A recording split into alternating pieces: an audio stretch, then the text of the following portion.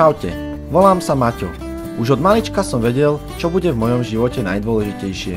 Moja rodina, snowboard a Lamborghini, na ktoré si budem musieť ešte chvíľu počkať. Moja mama mi vždy hovorila, aby som si dával pozor, pretože gravitácia na mňa pôsobila viac ako na ostatných. Preto ma vždy vyzbrojila helmou, chráničmi a tým najdôležitejším nakoniec. Potom už mi nič nebránilo v tom, aby som sa vyštveral na kopec a spustil sa dole.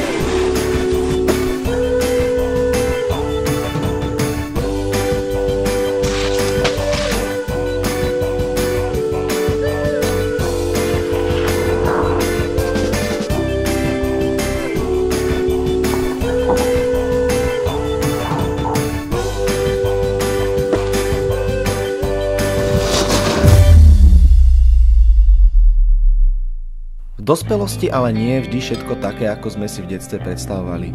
Máme svoje povinnosti, svoje problémy a ostatné podstatné veci, ktoré sú pre ostatných nepodstatné.